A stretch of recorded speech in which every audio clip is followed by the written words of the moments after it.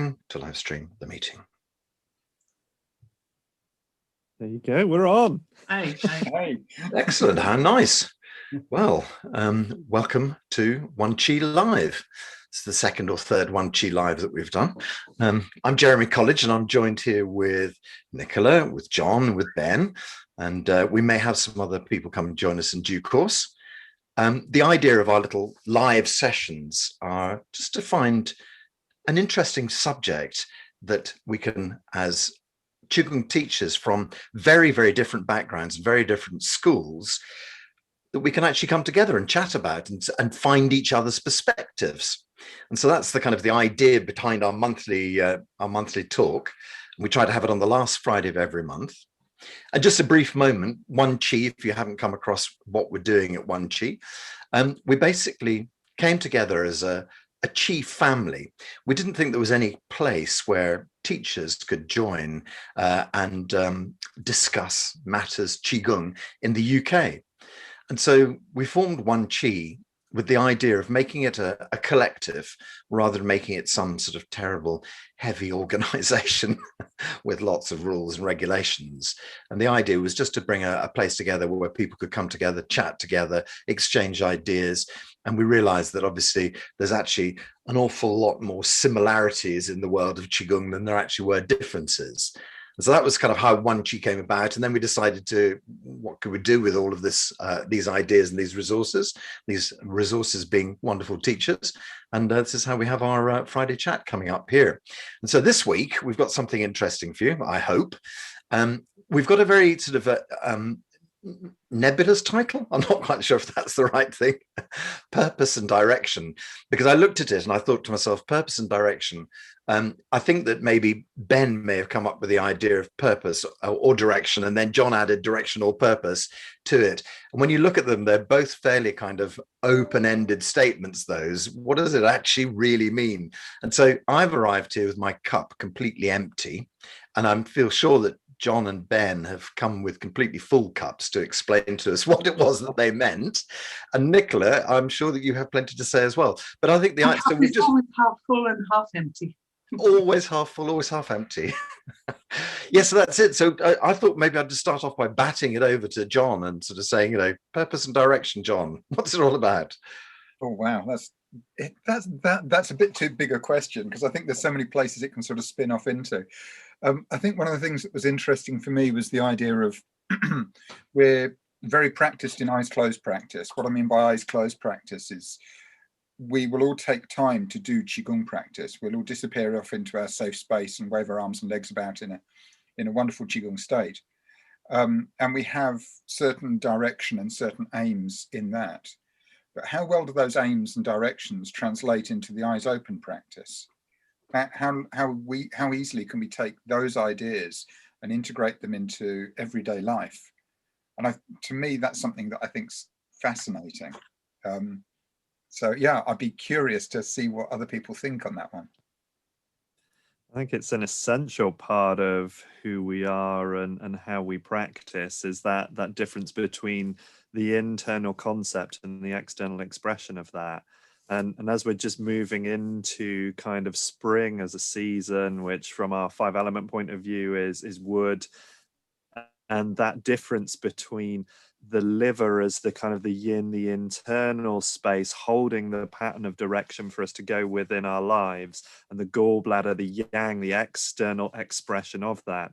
So that's that difference between that eyes closed, eyes open space. It's one thing to be able to connect into those possibilities within us, and B, being able to actualize those as well.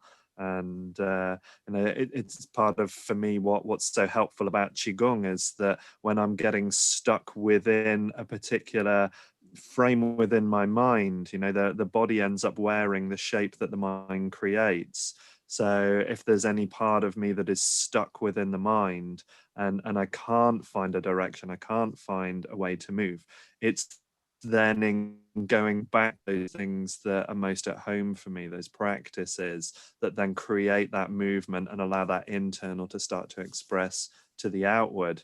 And you know, to kind of move into or to take on top of that glass empty, glass half full analogy from Jeremy and Nicola earlier, for me, the glass is always full, regardless of how much water or air is in it, because even if it's only half full of water, it's still half full of air. So the glass is always full. It's just what it's full of is the variant. And that's again where our practices then become, what is it that we're filling at? You know, we talk a lot about how our energy follows intention. So you know, what is our intention? Where is our pattern at that time? And are we focusing on and practicing things that actually have a value in taking us to where we want to be? Which, you know, when we don't have that, when we're not following that internal plan and we're not following that pattern, we then express that unhealthy side of the wood element, which is the anger, the frustration, the irritation that then cause the blockade, the stagnancy, the tension. So using Qigong as a vehicle to recognize those moments and move through them, for me, is a very useful and a healthy way of practicing. I'm just going to dive right in there, and I'm just going to say, and then, sorry, Nicola, I'm sure it's probably your turn to speak. But what I was just going to say is, should we take it back to absolute basics for people who perhaps haven't studied a 5-element system? Ben, do you want to just sort of speak a tiny bit more about spring, liver, 5 elements? Yeah, sure, no problem. So 5 elements in a way is a conceptual idea. You know, elements I don't always consider to be a great translation for what we're looking at within what we're practicing, because they're qualities or aspects. And in those qualities or aspects, there are certain associated characteristics that we see, and there can be particular rhythms or patterns. Like, as I mentioned, the wood element as one of those 5 is associated into the gallbladder and liver as organs.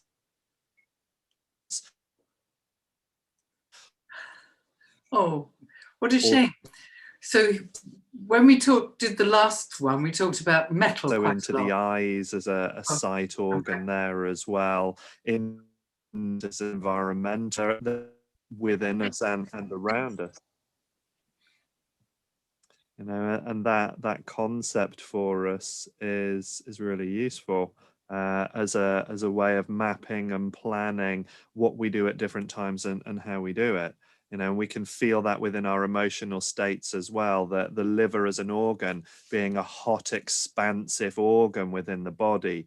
You know, this is that associated time for the liver is between kind of 1 and 3 a.m. So that sense of waking in the night, hot, sweaty, you know, something agitating us. That there are these beautiful links that come through the 5 elements. And so we can use those as ways of recognizing where we're at, and also ways of then moving forward, because the 5 elements within themselves have a growth or a generative cycle. So as we move through from the wood element this season into the fire element, into the heat at the high point of the year, and then we start scaling back down again. So, I mean, there's lots of beautiful diagrams online that you can look at to kind of explore this, but it's a really fascinating model, and it is a model, it's a map, you know, and should be taken too literally, because if we look at it too literally, then it's going to be easy to trip up on it. But if we see it as a metaphor, as a guide, as a way of creating some kind of reflection for practice, it can be very helpful. So can I just recap? Yeah. So that's really important what you're saying, Ben. And for me, that sense of direction of practice, we have to have 3 things. We have to have the vehicle, which is whatever form we choose, whether it's a very particular form or whether it's a very loose form. Everyone has different choices. We have to bring ourselves, so our practice, ourselves, and it has to be in the environment. And that's what the wood element gives us, that right now the trees are coming out, the spring is just starting. So our practice has to meet all 3 things: how we are today, how the environment that we're in is, and hopefully the practice we choose meets ourselves and the environment, and gives us joy and satisfaction and lets our light shine brightly. Oh, lovely. Yeah. Yeah, I was just going to. I was thinking about. I was thinking about this whole thing about direction and you know, what's required, and purpose. What's required to get you to move in a direction and to give you purpose in your life, and to get you through the kind of the moments where, you know, you really need a bit of sort of extra grunt to get through. And of course, we've just, so in this 5-element system that that Ben was talking about there, we've just moved out of or we're just moving out of the kidney time, and we're just moving from kidney time into liver time. And so essentially, in the sort of the picture of how organs work during the wintertime, your kidneys are asked to do the sort of the full shift. They're the ones that really kind of like, you know, push you along. And one of the things we find out about kidneys is that kidneys are what kind of supply, you know, willpower for you. And so, you know, in theory, if your willpower was already low, you might be getting to a very, very, very, very, very low swing of that just at this time of year. And we always hear those sort of terrible things going on, like, you know, when they sort of say the most depressing day of the year and things like that. You think, yeah, I mean, that really does represent, you know, when we're really grounding out, hitting the bottom of the swing at the worst kind of place. And then the feeling that comes with spring is, you know, as you'd imagine, it's little green shoots coming out of the earth. It's the, you know, the saplings beginning to rise and things like that. And there's, you know, that growth spurt from the earth is what drives you on again. And I'm supposing, I hadn't really thought about it before, but I'm supposing that, you know, that's there to kind of pull you along and draw you out of what could be one of your sort of most, I'm going to invent a new word here, slumpy moments. So I think that's probably, you know, you hit that absolute sort of slump, and then you've got the liver energy to kind of, oh, come on, let's get going again. It's like sort of, you know, crank starting you or something. Yes, that's just my thought about willpower, lack of, and being driven by your new sort of springtime boost. And the wonderful thing about the seasons is they're always sort of contained in each other. So even in the depth of winter, in our slumpy time, there were little green shoots coming up. The snowdrops were just emerging, and you knew that spring was coming. And they're always sort of signs within each other that, yeah, you can move your practice on as it goes along with the seasons. I think there's an interesting piece here for me. I'm going to hold my hand up. I got this massively wrong. And I'm somebody who learns by, well, hopefully I learn by my mistakes. I seem to make a lot of them and keep on moving through from one to the next. Good company. But, you know, for me, one of the things that really shook me was, it's just over 10 years ago now. It was before I'd gone full time as a Qigong teacher, and I got written off work with work-related stress. And it was only in retrospect, when I was looking at what was going on, that I realized that I was blind to the purpose of my practice. I'd become blind to the purpose of my practice. I'd got stuck in a place that my practice was keeping the stress at bay so that I could keep a job that was that was damaging my health because of the level of stress. But what I was doing was I was separating out my eyes closed time, where I was going through all of the types of things we're talking about here, but I was just stuck in a cycle. I was like, this is my de-stress time, because I know I'm going to go into my stress time, then I'll come back into a practice, so this is my de-stress time. And actually, I think that you need to have a level of awareness as to where you're going, so you don't just trap yourself in these never-ending cycles. And I think we can misinterpret things like the 5-element system in ways that actually trap us. Now, for me, the thing that set me free was twofold. And the first piece was looking at that intention that existed in the eyes open practice, in the everyday life. Taking the practice into those places meant that you became aware of what was going on for you. And it sounds so completely obvious, but when you're up against it, it's really not obvious. Yes. You need to have those reminders. And then the other thing that I found completely inspirational was I read a book by John Cotter about Kamisuke Matsushita, who was the founder of Panasonic. And this guy in later life was asked about a project that he got going on. And he said, and he was interviewed and he was asked, how long until you achieve your aim? And his response was, 300 or 400 years.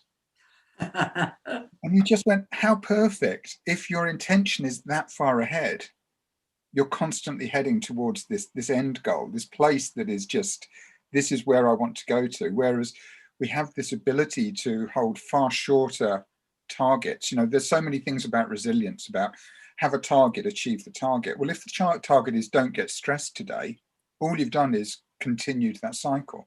Sometimes you need to look for bigger targets, bigger directions, bigger purposes. I have to so second you there. We've got such a lot in common. I too was a school teacher, and I'd been doing Qigong for about 15 years, and I was doing exactly the same thing. I was using my practice to enable me to be a school teacher, which was all these grey hairs I got when I was a school teacher 20, 30 years ago, not since. And I was doing exactly the same. I had a practice which would de-stress me from being a school teacher in a 2,000 kid London school with kids that turned up with guns and everything. It was hard work. And then suddenly I got burnout, went to a new Qigong class, and my teacher said, I can see you've got a wonderful practice.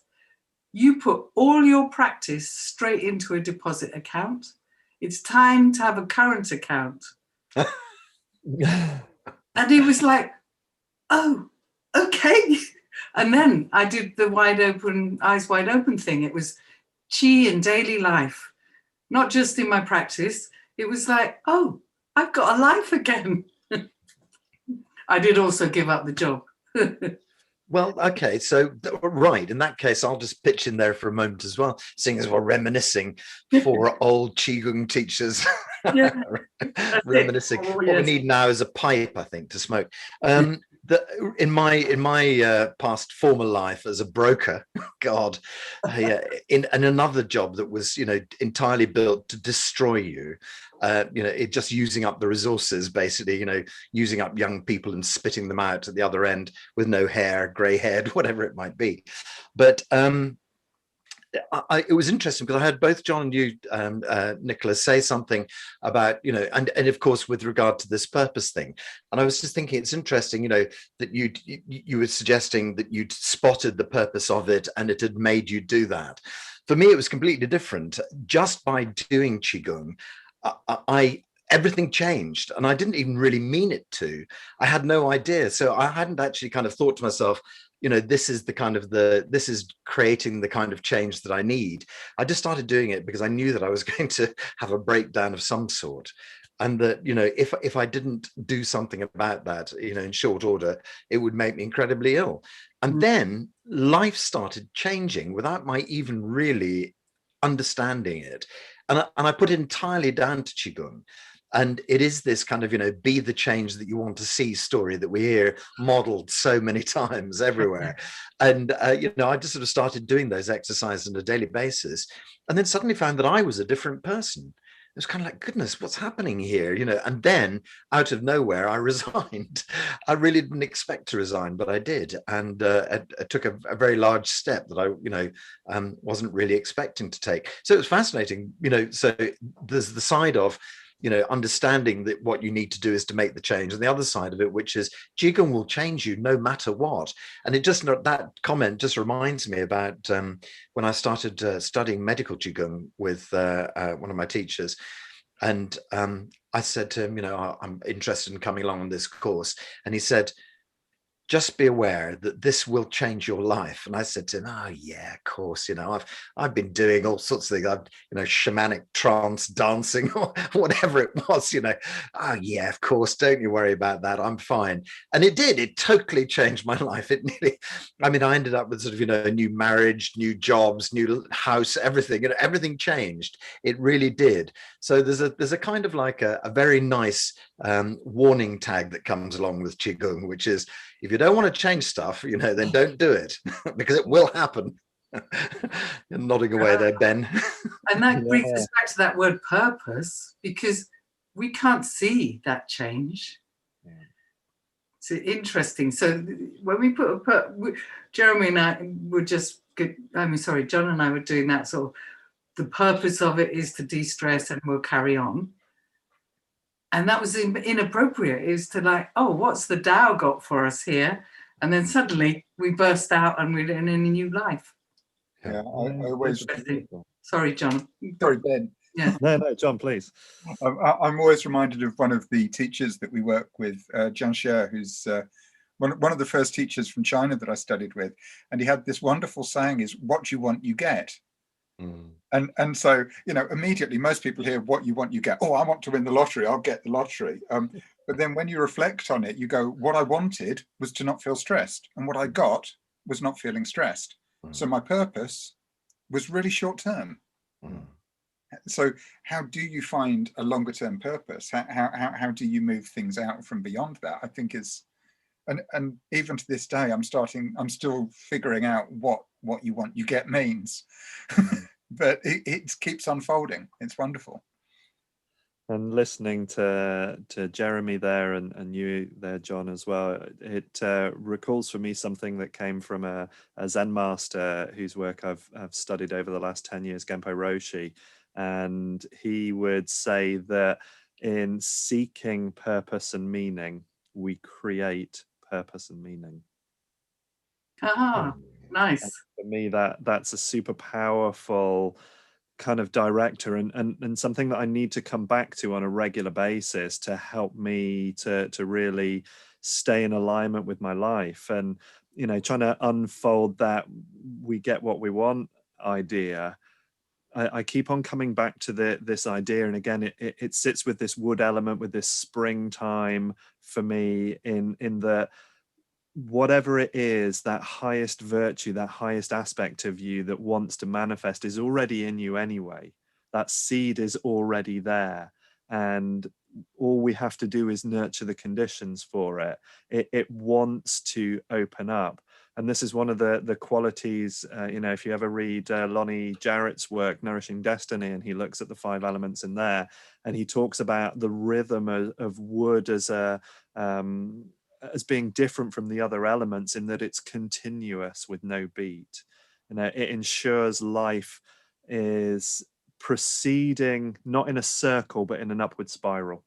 So there's always this movement that's there with wood, and it's part of us of both getting out of the way to allow it to express itself, which is also that bringing our practice into that eyes open space, so that we are that. It's not that we do that, we are that. And then allowing that to come out through us and observing the resistances that we have in both body and mind. Because it's interesting, and I've had a conversation today with somebody about how the conditioning that they were given as a youngster don't allow them to do the things that are inherently trying to bubble up through them. And that, well, when we look at who gave you that conditioning, how happy and good was their life? And the person reflected and said, well, not at all. They were very unhappy, and they had all these rules that the mind had created. And rather than actually listening to the rhythm, the flow of the body and what it really wanted to do, which from that kind of deeper aspect, that internal energy aspect, it is allowing that seed of the liver to really come through and be out in the world and give us a direction out in the world.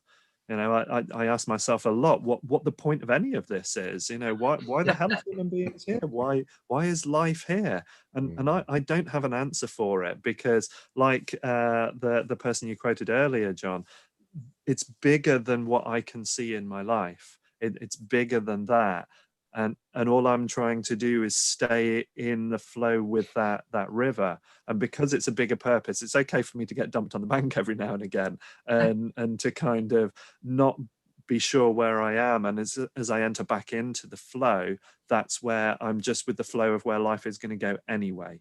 I don't really have to try and control it. I can just be with it. So Ben, you said wood energy spirals up. Mm-hmm. What do the other 4 do? Wow.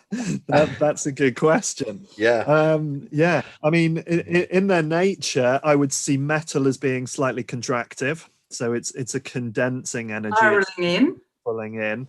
Water going down. spirals down always, like in the Tao Te Ching. Yeah.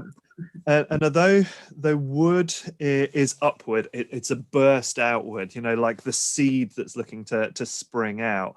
Fire, I would say, is expansive.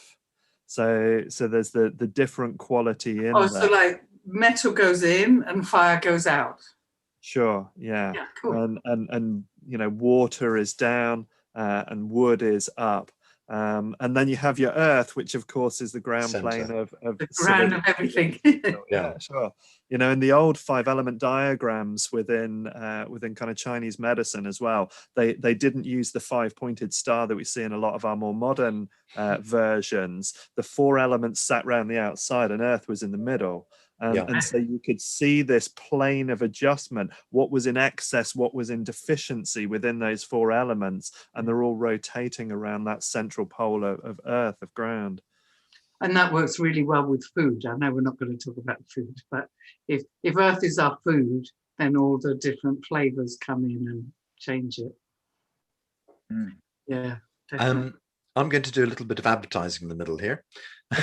I'm just going to say, if you're listening on YouTube, you have to be logged in, and then you're able to join. You have to be logged into your Google account, and then you can join into the chat. And we've actually had Clara add a few comments as we go along. Clara, one of our number.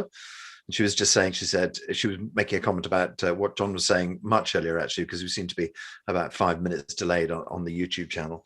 But she was just saying, yes, Qigong, bring it into everyday life. Is that not the aim of Qigong? And then she says, Qigong brings you much more in touch with your real self.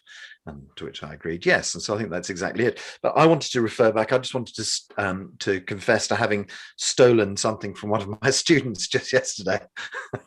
And it's exactly the same as John was saying. And he said, quote unquote, if you keep on doing what you've always done, you keep on getting what you've always got.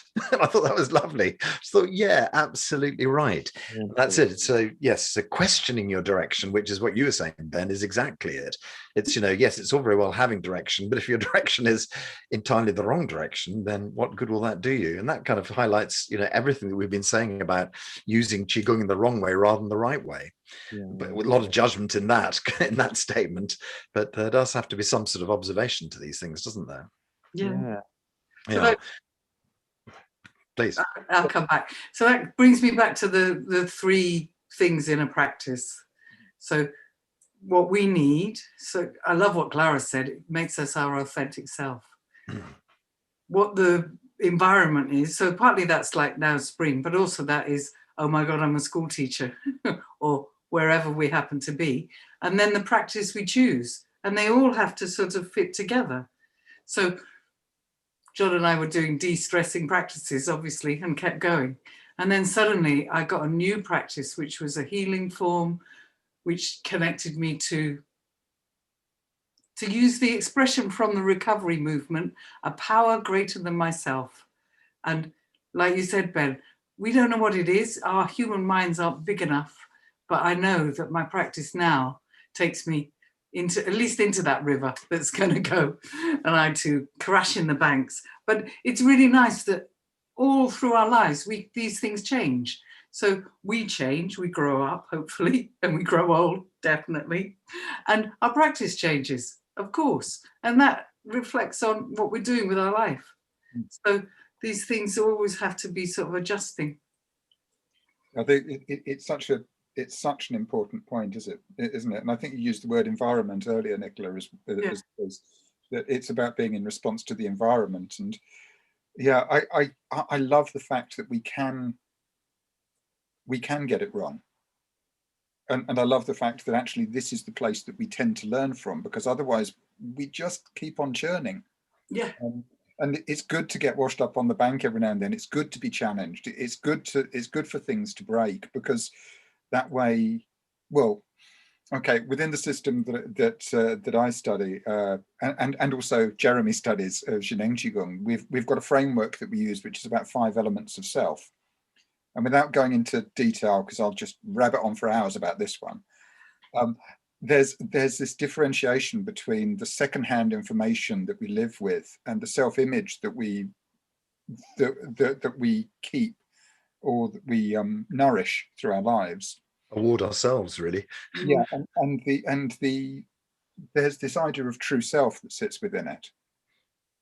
And the idea of the practice always aims towards true self is, it's sort of one of those statements that is very easy to say and really, really awkward to do. But actually the key within it, I think, is also something that Ben was alluding to, which is about awareness. Yeah. And I think the nature of the Qigong practice is around awareness. And I think that the awareness helps us to refine our purpose and direction. But then there's a question about how do we keep refining our awareness? How do we notice that stuff? And okay, I trained in 5 elements many years ago, and I must admit that I'm feeling a bit rusty. There's such great sort of explanations going on here, but I'd just like to throw the question back. Is there something within 5 elements that talks about the awareness, or is this a framework that is best explored through, or is this an idea best explored through other frameworks? Of course, the 5 elements have a lot to say about awareness. Well, Go on, then. part of that is just being in touch with the time. So, you know, spring, wood is where we started that discussion of the 5 elements, and us in relation to that. So 5 elements, we all stumble over the word element because element makes it sound like a very particular thing. Some people call it phases, which is also a bit of a weird word, but the 5 elements are actually all in everything all the time, and just different facets show at different times. So that's what I was trying to say about the spring being in the winter. So right now, the spring is pretty obvious. I've got daffodils from the garden that the wind blew over, the wind, all that woodness. And then if we take the seasons and the moments of the day and let them be a mirror to ourselves, we can have huge awareness. And our practice can help with that. But us in the environment, I mean, the nature's the biggest teacher. If you go back to the Tao Te Ching, it just says, open your eyes, see what's happening in the world.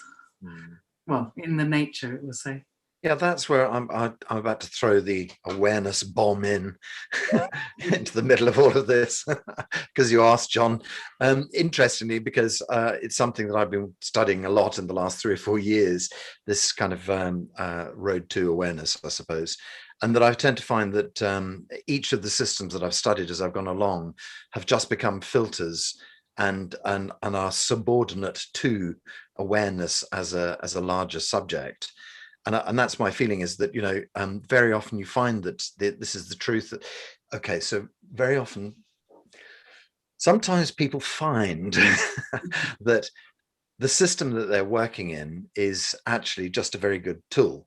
And I think that that's, you know, something that you have to be aware of, there it is again, is that if you feel, only from my personal perspective, that your Qigong has become the final destination, then I think you've missed the point.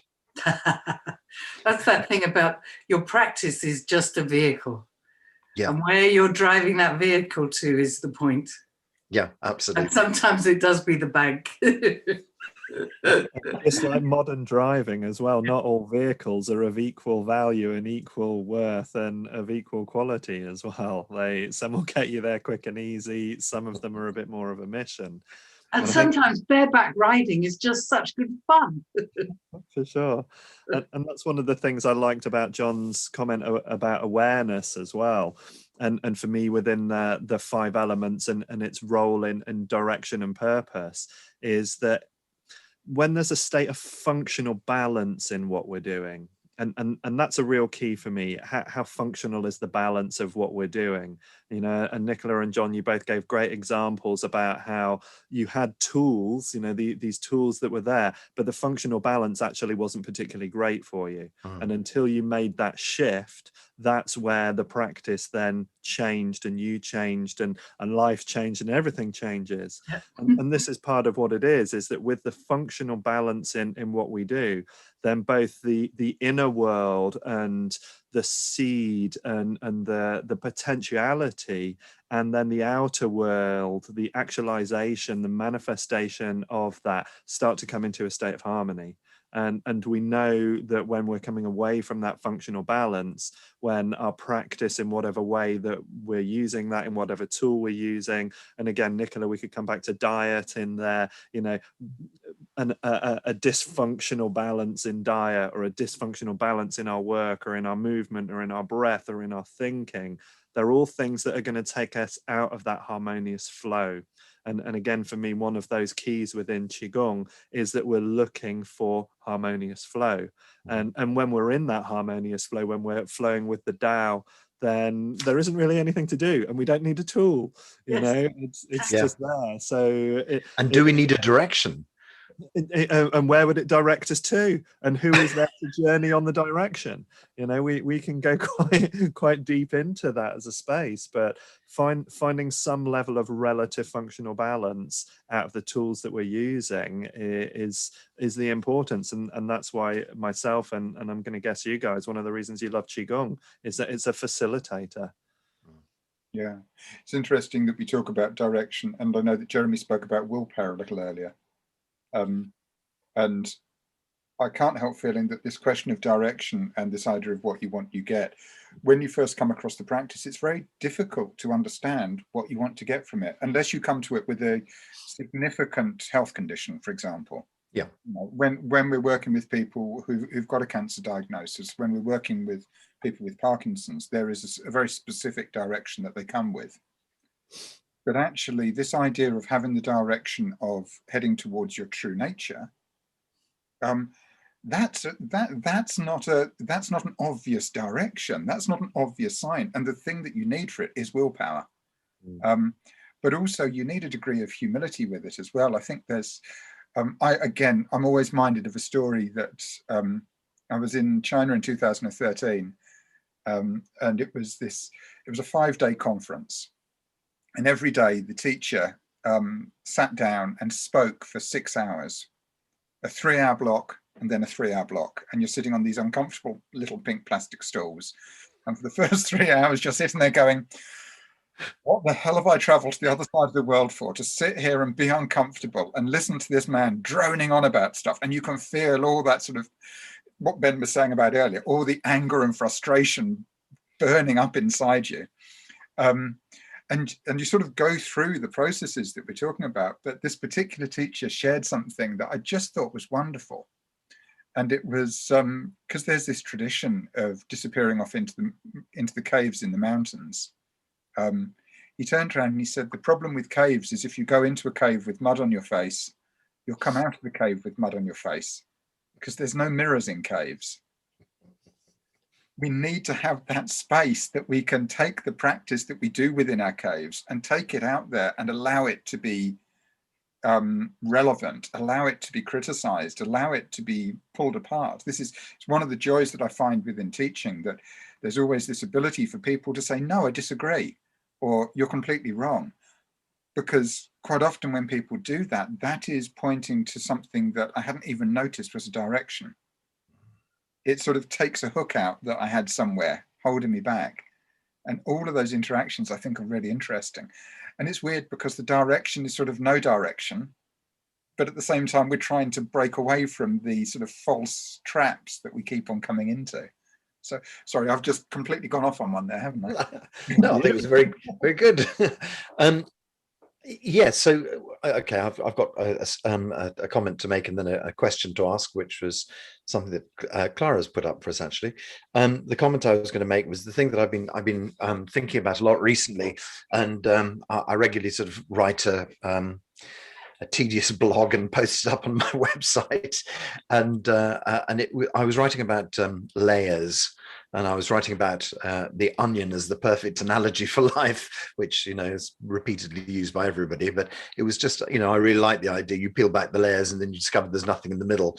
And the idea, you know, that as you approach each layer, and it's also what you were saying about, Ben, you know, with the image of spirals, rather than going round in a circle, you're actually going upwards in a spiral. And from the top, it looks like a circle, but from the side, you can see that you're going up. And it's that same kind of idea that using kind of repetition in our Qigong, that we're actually changing things as we go along bit by bit, and it may look like the same kind of story, but that actually it's a story with a new kind of layer added to it, with a new sort of informational layer added to it. And then when I was thinking about that, and then I saw Clara pop this question up, and she said, what do you think about the difference with repetition to gain new pathways and being stuck in a chi rut? So kind of repetition to help you get out of a chi rut, I'm assuming. What does anybody make of that as an idea? That comes back to that question of whether you have a detailed form or whether you have a free movement practice. I mean, I don't know how many of you know about Dr. Shen, the very wonderful Dr. Shen who died in Brussels a couple of years ago. Came over from China, 40 years ago? And his practice was very free form. People were encouraged to do whatever they felt like. It was a bit more like a 5 rhythms dance without any music, really.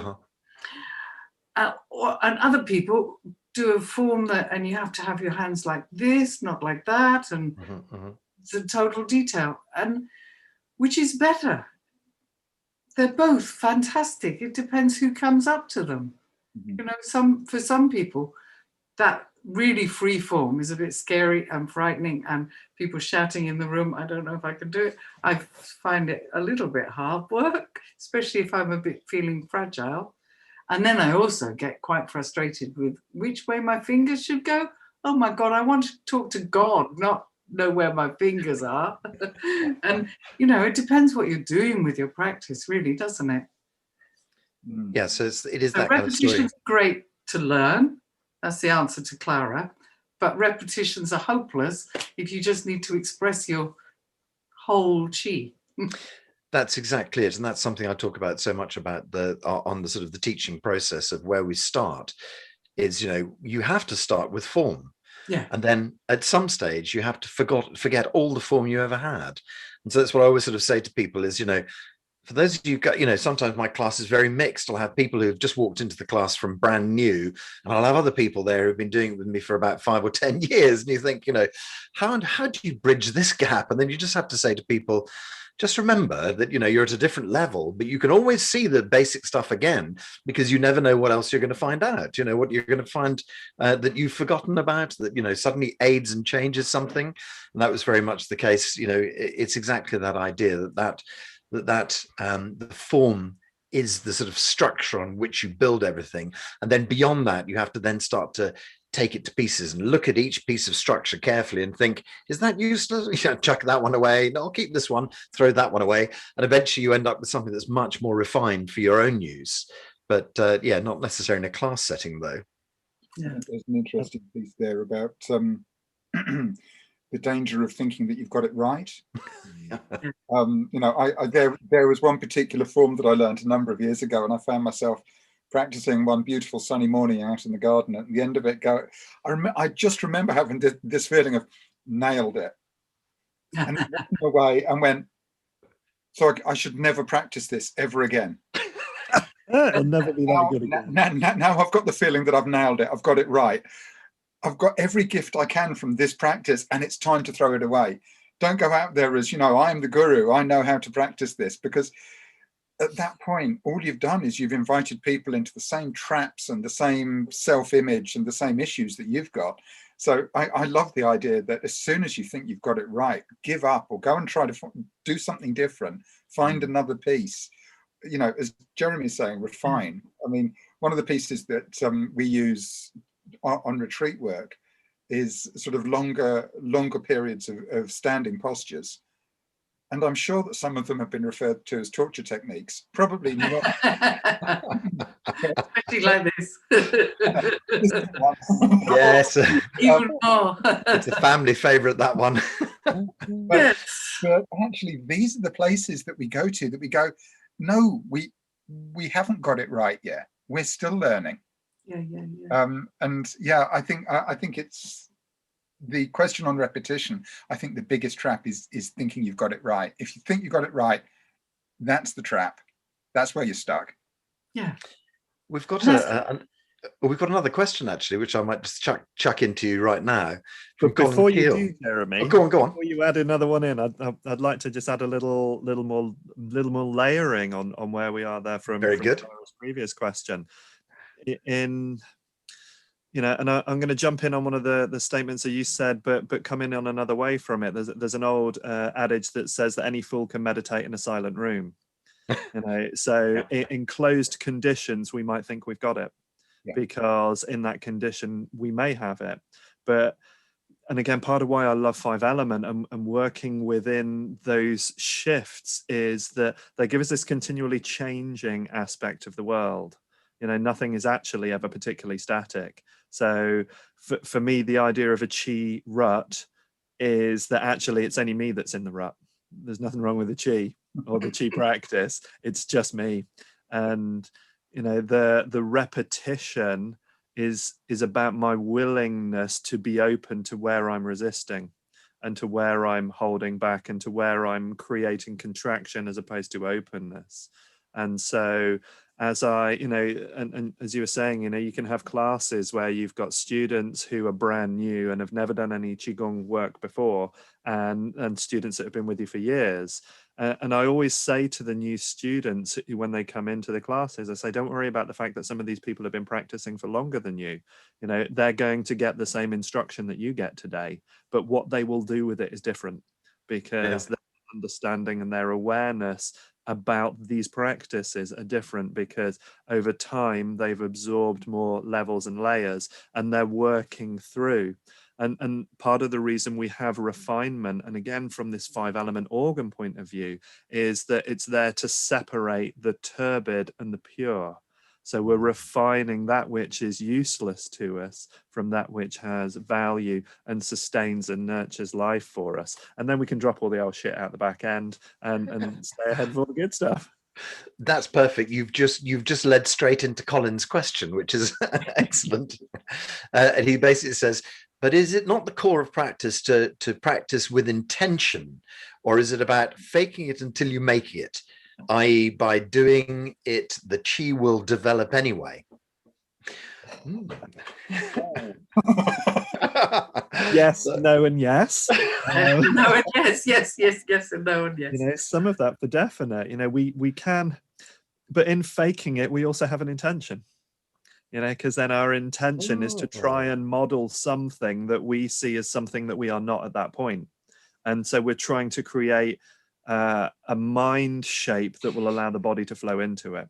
So, at what point are we able to be aware enough to say, well, am I faking it or am I actually doing it? Because in the very act of practicing Qigong, I'm doing Qigong. It's and this used to be that one of the great comments that Grandmaster Jimmy Howe used to say to us. He said, "There's no wrong. There's just different levels."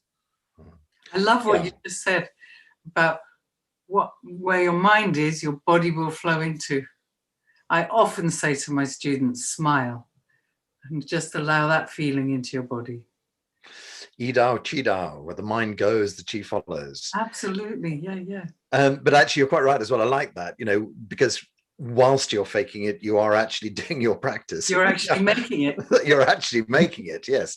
And that's it. And your intention, wow, I love it. It's got all sorts of ideas in that. Yeah, I think it's very good. And John, smiling is really perfect, because you need to relax 78 muscles to smile fully. And as you relax those muscles, you're starting to do your practice. All you have to do is smile. And that comes right back to where you started, John. Eyes wide open, every day, smile at somebody. And you're doing Qigong practice. Absolutely. I just love the fact that we've highlighted the piece that the intention of practice, there is always an intention in practice. So yeah, you should always practice with intention, but it's impossible not to. Even Wu Wei, even non-action is an intention. Mm-hmm. So yeah, that's the problem with duality, isn't it? Everything looks back and you shoot yourself in the foot. Yeah. But it's also duality is such a tricky thing, because it's just allowing us then to draw our awareness to a different point each time.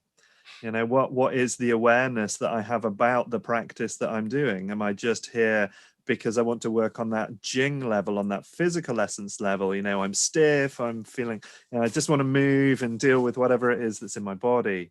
Or am I working at a subtler layer, coming in through my chi, working with my emotions, with my organs? Am I going to an even subtler level and working with my Shen and connecting into a greater sense of everything that I am in this world? You know, and our intention is constantly changing. And sometimes even during practice, my intention is changing because my prior intention and my awareness have awakened something or allowed me to notice something. And then that changes the direction. And again, Genpo Roshi in his Zen work, he would talk about the seeker of the way and say that one of the things about the seeker of the way is that it's always going to seek, and that it has found the way many times, but its intention is to seek, so it continues to seek. I would go one step further and say that it has never lost the way in the first place. Exactly. Cool. Yes, and you were just describing like doing it, we do our practice for our body or for our emotions or to connect to the Shen. And Jeremy, you talked about the onion. I really dislike the onion as a metaphor because it's much more like a candle flame. We can't do our practice without our body. So we have to bring our body to the practice, even if it's just sitting or standing or smiling. And then all the other layers are not layers, they're light that radiates out from the body. And we all talk about the layers, I will too, but they're not really layers, they're all part and parcel of me. They're all part and parcel of the one body. And all the aspects can be enhanced at the same time. Yeah, that's that unity duality, Yes, duality exactly. thing again, Back isn't to it? that, back to that. Because we 3D find world, infinite world. that's it. I mean, it's so easy for us to put things into boxes: spring, summer, autumn, winter, or late summer, winter, and then it's so easy for us to talk about the layers of the body. You know, chi layers, internal chi, external chi, going out into the chi of the universe. It's just one large chi soup, and you're a chi vegetable swimming in a chi soup. So to think that, Yeah, that's it. We're chi onions in the vegetable soup. oh, lovely. I think that's my new business name there, Jeremy. I want to be a chi vegetable now. That's it. Chi vegetable serving chi soup. I love that. Yeah. Okay, so now then, I wonder if there's any other questions. Actually, Clara made an observation. Repetition is the key to spontaneous form expression. Okay, so we're back to spontaneous form. Interestingly, that I don't know, spontaneous was something that I practiced a long time ago, and I don't do much of now, and it's something I know not much about. But do you guys use spontaneous form? I've practiced some spontaneous work before, but I think for me, there's a word of caution within it. And it comes back to this thing about getting it right. I think sometimes when you work with spontaneous movement, what you're actually working with is your self-image. Oh. I think that it can be quite easy to get trapped in feeling good or expressing yourself in a way that appears appealing to the other people or demonstrates your level of practice. And I think it's a very clever teacher who can hold the space to make this, to make it possible to not get caught in the traps of self-image or not get caught in the repetitions that we tend to work with. And so, yeah, I think it's something that's incredibly powerful, but I think it's something that has to be held incredibly carefully. Yeah, and I would second that very much so. One of the things I've observed for myself is that often when there is a resistance in people to wanting to make a change, there's a space inside of them that they're holding and contracting, which again is always okay. You know, nobody has to do any work with any part of themselves. But I think sometimes rather than trusting the forms to allow the melting away of those frozen parts of ourselves and allow that transformation to take place, the resistance potentially through the fear of that part of ourselves, then we use spontaneity as a way to feel like we're still doing this energy practice, which, you know, we still are. But it's not allowing that process and that tool to really do its job. You know, it's kind of like having a screwdriver, and rather than working hard on the screws that need adjusting, we're waving it around in the air and thinking that we're using a screwdriver, which we are, but whether or not we're achieving really, and again, you know, intention, purpose, direction, whether we're really getting to where we need to get to. And again, okay to take those times out on the bank and dry out a little bit. You know, it's not that anything has to be a consistent piece of work, but I think sometimes spontaneity can also be an avoidance of the things that we don't really want to get into. Yeah, I think that too. I think I use spontaneous movement. I think everyone does. When you do the warm-ups, you say, do what you need to do, stretch or whatever, and there's already some spontaneous things put into a class, ideally, because everyone's different. But I think if it just becomes the one thing that you can all just move around however you want, then there's nothing there on the plate for people to go, actually, I'm not sure right now what's there. And there's sort of everything and nothing. So sometimes form will really just help us go through that. And your last point, Ben, I totally agree with. Sometimes when we don't want to look at something, the practice, if we do one repetition every day, gets us a little bit nearer that difficult thing that I'm not quite sure I want to look at. Yeah. So a regular practice really, really helps as well, especially if you're just on your own. Yeah. It's interesting because having listened to you guys, so having not done a lot of spontaneous qigong, I've used it in other ways, other schools, I suppose. But the one thing that seems to be the bedrock, and it keeps on coming back for me, you know, that I'm constantly sort of saying to my students, is that, you know, we were talking about purpose and direction as being sort of the whole, you know, wrapper for this conversation, but intention as well. And that clearly the thing that's the bedrock of all of these things must be self-observation, I suppose. I mean, it feels like, you know, that without having looked at who you are, it's impossible to understand how you might, you know, continue forward, as it were, without having first understood that basic tenet. Does that sound right? That sounds very right. So as a group of teachers, how do we ask our students to do that, to look at themselves? Please look at yourself. Yes, exactly. I never said that in a class. I always say things like, notice how you feel. Notice if you want to do this as a big movement or you just feel quiet today. So I do a little bit of that sort of self-reflecting how you feel, how does your body feel? But I don't ever say, do you think you need therapy? Or and anything sort of really confrontational. I think for me, the thing that's helped me to let go of the stuff that was trapping me, the stuff that I've realized was trapping me. There's obviously still loads of stuff that's that's trapping me, but it's being asked questions. It's not observations. It's not when somebody says you need to do this, because that's an imposition of judgment. I think as a teacher, it's a really powerful thing to be able to ask questions. And I think what type of questions? Such as? I think the question exists within the form. I think the question exists within the space. I think that if you're asking somebody to do a movement, you know, even this movement, and they struggle with it, this is a question. And notice the response within yourself. I think that everything we do has the ability to actually allow us to see a little bit more deeply within.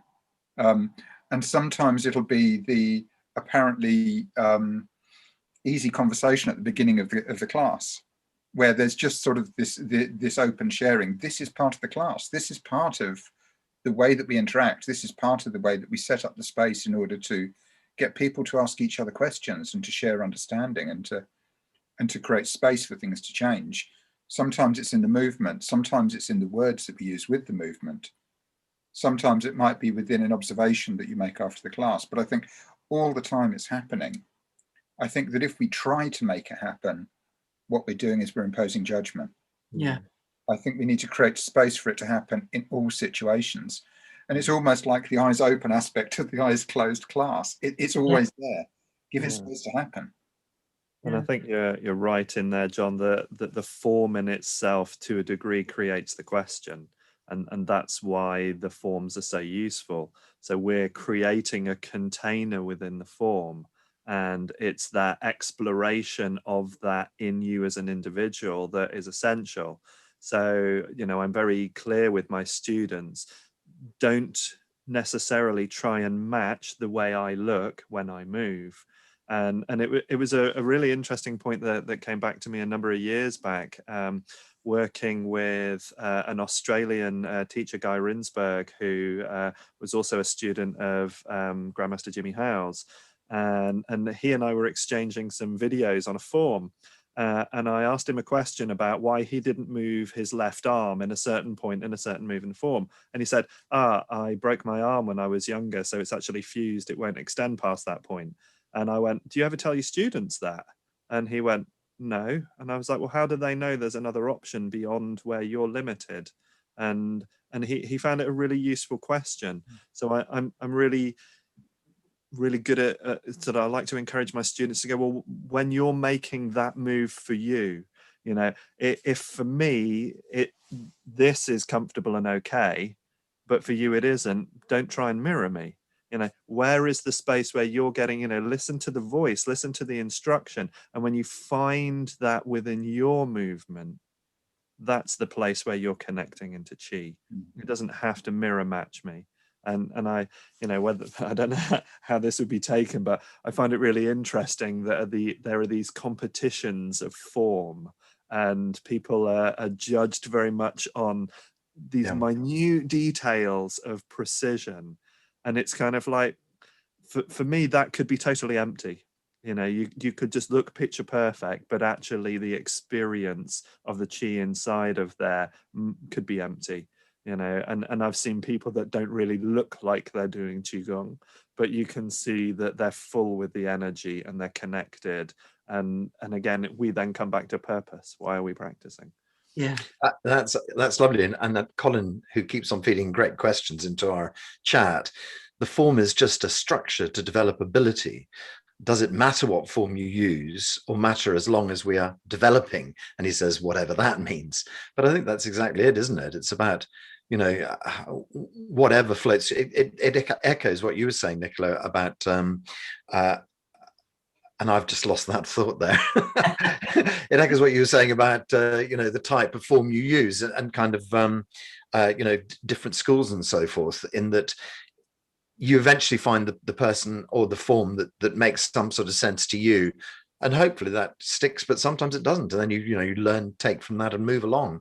I've certainly had half a dozen schools before I finally settled where before I finally got stuck in this rut. and you might move again, or you might find another part of that rut that is more another day. I'm going to quote that Chinese teacher and just say, what you want, you get. Yeah. Yeah. And yeah, I think that the form is it's only important to the practitioner. There is no better form. There is just a better form for each person. Yeah. And it's the form that, as Nicola was saying, it's the one that asks the questions. And if it's one that you just go, yeah, I've nailed it, I'm good at it. If that's what you want to achieve, then congratulations. I had a teacher once who said, always practice what you love and a little bit of what you hate, and ignore the rest. Yeah. It's exactly right, isn't it? And I find that that's the case. When I'm teaching a set of exercises, I used to teach. I now teach almost like a continuous moving form, a bit more like Tai Chi. But I used to teach, like a yoga class, 10 exercises, and people would come to me and say, "I can't remember all those 10 exercises. How would I ever remember them?" And I just said, "Just the one you hate and the one you like the most." They'll both be absolutely right. It's always the case, isn't it? Yeah, a bit of something to make you feel well and something to make you feel challenged. Yeah, there's a particular shoulder exercise that we do, which is a really quite unpleasant exercise. And John referenced torture earlier, and you just sort of have to keep on moving your shoulders continuously for about 10 or 20 minutes, and everybody complains bitterly about it.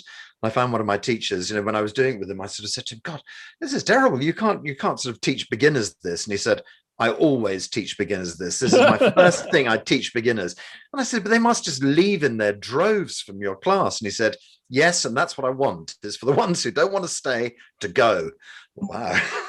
Well, you must have plenty of people beating your door down. I mean, it's an interesting way of looking at it, isn't it? There's that part of me that reflects on the exercise being torture, but actually the exercise in itself isn't torture. It's only your relationship to the exercise that's torture. Yeah. So, and it's because of the instructions given by the teacher and how you then interpret those that create the torture. The two spaces in between can't reconcile. They're not in harmonious flow. So when we change our experience of the exercise, we change ourselves internally, and that changes what the exercise is. And this is, for me, it's part of what relates into, it doesn't matter what form you do. Well, it kind of does as well, because if I'm going to try and cross the ocean, then getting in my car isn't going to be the way to do it. So each vehicle has a different way of taking us to certain places. And I'm really grateful within Life Force Qigong, within the school that I practice, that we have practices that are at varying different levels, so that we can make once we have the experience in there, I find that I make a choice, and that choice is then based on me listening to the season, listening to the weather, both internally and externally, and what's the requirement that's taking place within my body. So if it needs a more physical practice, for instance, to take me into a space, then there's no point in me doing a much more subtle practice, because it simply won't achieve that. And that's me stopped being in present time there. It's a Tuesday, so on Tuesdays we do this practice, and I've created a ritual that might not necessarily serve where I'm really at. So actually developing that sense of awareness, which again comes back to what is our purpose, what is the direction that we're going for, and today what's the tool? And again, after the little NLP quote from you earlier, Jeremy, about if you always do what you've always done, the other one is that if the only tool you have is a hammer, everything becomes a nail. So I'd like to have a toolbox of a range of practices, so that if something don't need hammering, I don't have to be limited by the vehicle that I'm going to use to achieve the end. Very good. People, we've run past our 3 o'clock deadline. Yeah. But there's no real deadline, because there's no such thing as time. Let's not get into that. We could leave that for another talk. Does anybody have any burning desire to sum up anything they've said today? I think just the one thing that I think is really important is, for me, it's about this direction and purpose, and it's about having the ability for it to change, having the ability, having the awareness to allow it to change, and don't get caught on short-term targets. Because if you get caught on short-term aims, all you'll do is lurch from one place to the other, and you could be like a pinball in a machine. If you allow yourself to have a longer term, then you will make true progress. Beautiful. Lovely. Well, go on, Dan. I was going to say, if I may, I'd actually like to share a quote from Lonnie Jarrett's beautiful work, Nourishing Destiny, which again, it's an acupuncture manual really, but it's beautiful in its philosophy. And he's talking about wood as an element. And again, for me, it really is an essence of direction and purpose. And he's talking about the liver and the gallbladder as the officials, the governing energies of wood.